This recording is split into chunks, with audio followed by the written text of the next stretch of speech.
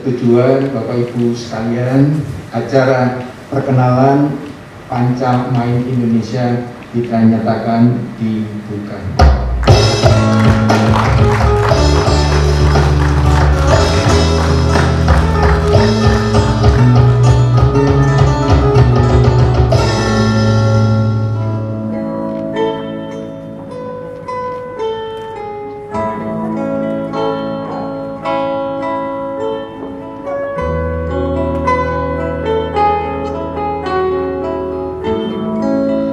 Indonesia memiliki 2.600 permainan tradisional Indonesia. Itu adalah sebuah kekayaan budaya bangsa yang begitu hebat. Kita memiliki kekayaan yang begitu banyak. Tidak ada satupun negara di seluruh dunia yang memiliki permainan sebanyak itu. Semua permainan tradisional Indonesia memiliki nilai manfaat di baliknya. Semua mengusung pada bagaimana pembentukan karakter seluruh anak-anak di Indonesia. Bapak Ibu coba bayangkan ketika seorang anak bermain sondah mandah. Dalam bahasa Belanda disebut Sunday Monday artinya. Berbeda-beda di seluruh dunia. Di Prancis namanya escargot dan semuanya. Tapi di Indonesia ada puluhan bahkan ratusan jenis sondah yang kita miliki dan semuanya memiliki nilai dan maknanya. Di dalam sondah atau dalam bahasa Brasil disebut Amarelinha, from earth to heaven. 7 kotak itu melambangkan jumlah hari dan bulatan setengahnya melambangkan surga. Bagaimana anak-anak di sana berusaha sekuat tenaga untuk tetap bekerja sama dengan teman-temannya mendapatkan satu tempat di bumi ini, bergotong royong bersama, masing-masing mendapatkan tempatnya, sampai akhirnya mereka menemukan tempat yang paling abadi adalah di ujung bulatan nanti. Anak-anak kita juga bermain congklak. Congklak atau bahasa dunia disebut mangkala. Indonesia memiliki ratusan puluhan congklak yang berbeda-beda atau bisa disebut dapon juga. Di Afrika disebut owasemo, di Eropa disebut makala, di India disebut palambuzi, di Malaysia tetangga kita disebut congklak. Di kita dakon, congklak, makautan, dentum, lamban, semua permainan congklak. Di dalam congklak anak-anak kita sedang belajar bagaimana asalnya nenek moyang kita menggali lubangnya kemudian belajar menanam benihnya.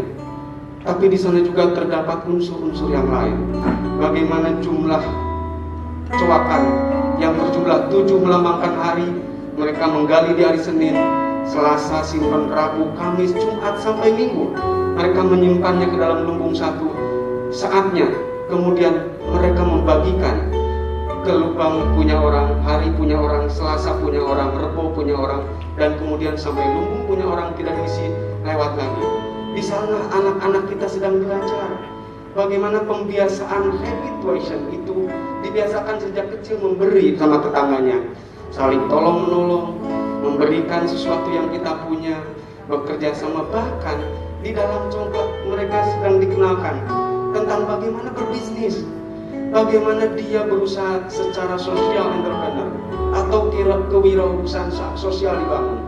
Mereka berusaha untuk mendapatkan dirinya, tapi sisanya dibagikan kepada yang lainnya. Semua nilai-nilai itu terkandung dalam permainan tradisional Indonesia. Anak-anak kita juga bermain dingklik ogel agli atau perepet jengkol dan sebagainya. Bagaimana anak-anak di sana sedang belajar bahwa dia adalah bagian dari semuanya. Dia harus bersatu dengan semuanya, dia harus bergotong royong dengan semuanya. Kalau anak itu tidak kompak atau tidak sesuai dengan ketukannya, semua akan terjatuh. Dari kecil anak-anak kita dengan semua permainan ini membangun struktur generasi yang jauh lebih hebat. Di dalam permainan ini ada 2.600 permainan tradisional, Bapak Ibu semua. Tidak ada satupun negara di dunia yang memiliki jumlah mainan sebanyak itu. Kita menggali 5 permainan saja untuk tahapan pertama. Untuk digali menjadi mainan yang sangat mudah, murah, dan bisa dilakukan dimanapun.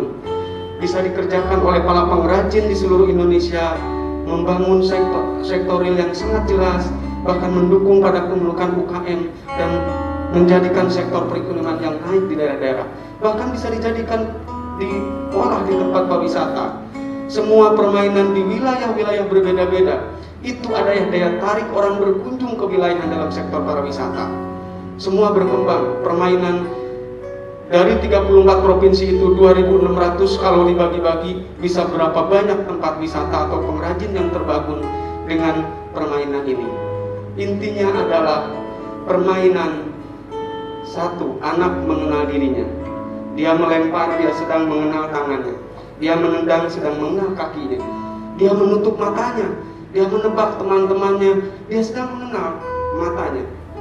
Bahkan ada permainan hidung, dia mengenal hidungnya. Kemudian ada angin, dia tahan dengan kitiran, dengan kolecer, dengan baling-baling, maka dia sedang mengenal anginnya. Kemudian ada tanah, dia tumpuk-tumpuk jadi gunungan, dia sedang mengenal tanahnya.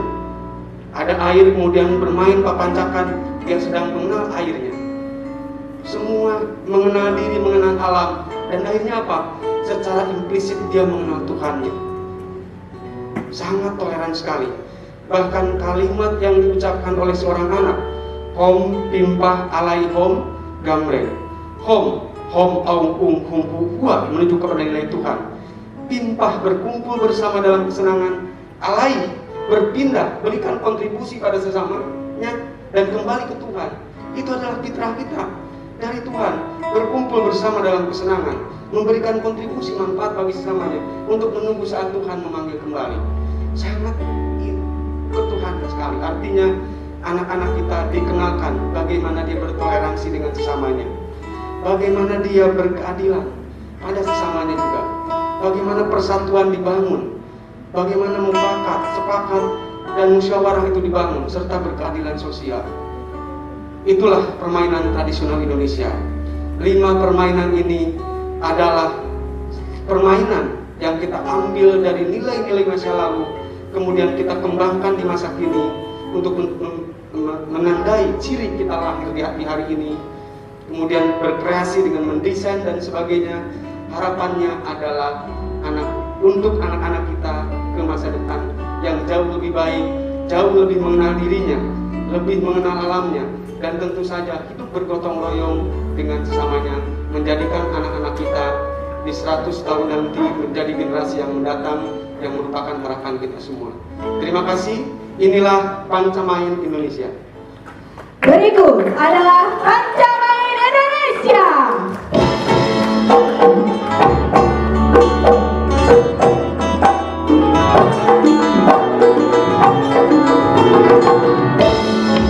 Pancamain Indonesia merupakan inovasi permainan tradisional yang memiliki unsur-unsur nilai Pancasila. Pancamain yang pertama, Pancamain gasing.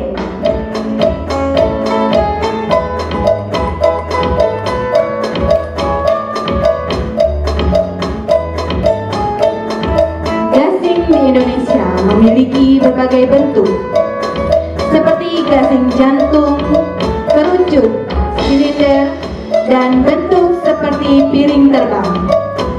Gasing memberikan makna tentang nilai kemandirian, yaitu berputar dalam bertemu banyak orang, serta keseimbangan dalam hidup. Saat berkreasi membuat panca gasing menjadi bentuk bunga,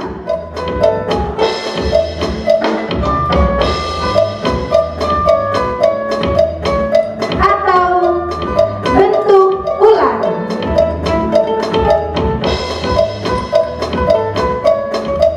dan bentuk lain sesuai kreativitas.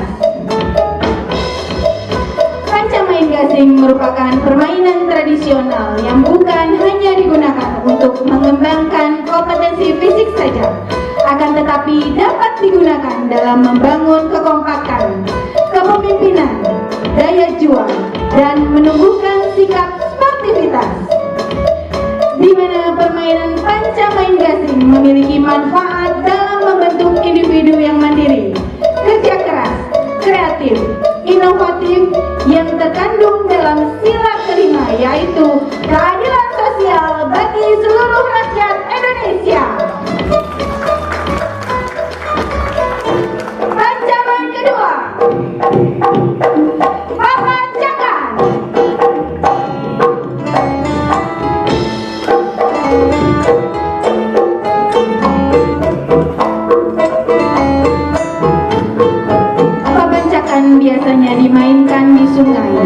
menyusun batu.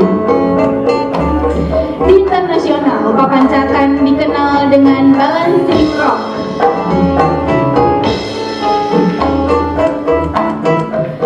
Pancamain papancakan merupakan inovasi permainan dengan menyusun potongan kayu yang terdapat huruf yang apabila tersusun dengan benar akan membentuk kata Pancasila, dan jika dibalik akan mendapat kata Indonesia, di mana ada nilai kerjasama, gotong royong, dan berstrategi dalam mengambil keputusan. Permainan papancakan disusun membentuk kesatuan bangunan yang seimbang dan kokoh. Dari potongan-potongan kayu yang mengibaratkan potongan tersebut adalah seluruh warga negara Republik Indonesia yang memiliki karakter berbeda karena keragaman, kemudian yang disusun menjadi kesatuan melalui musyawarah, di mana musyawarah dilakukan untuk mencapai mufakat demi tujuan, kepentingan, dan keputusan bersama.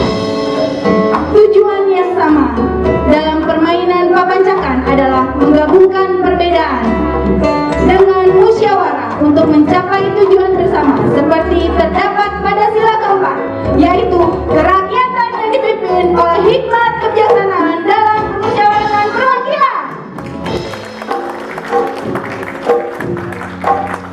Berikutnya, pancamain ketiga, catur tekuma.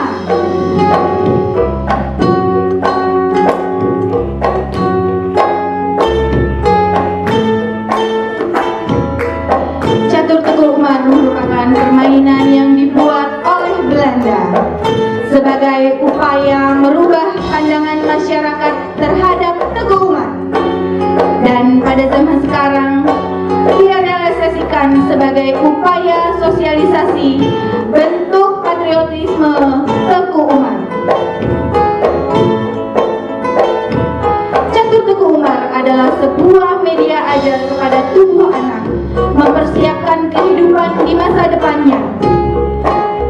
Anak dapat menggali kemampuan diri, baik logika, strategi, keberanian, dan kesabaran. Tentunya semangat pantang menyerah yang dicontohkan oleh Teguh Umar dalam melakukan perlawanan terhadap Belanda yang digambarkan dalam permainan ini, agar generasi penerus bangsa mampu berpikir kritis dan mencari solusi dari setiap permasalahan serta mampu mempersatukan diri dalam satu Indonesia. Nilai semangat perjuangan Teguh Umar dengan gotong royong akan membentuk terciptanya persatuan dan kesatuan yang terdapat dalam nilai Pancasila di sila ketiga, yaitu Persatuan Indonesia.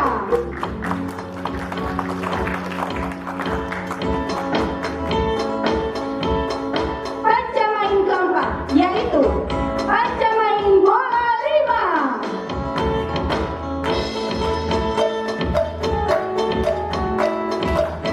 Bola lima terkenal dengan permainan ekstra. Bola lima bukan hanya sekedar permainan, namun memiliki filosofi dalam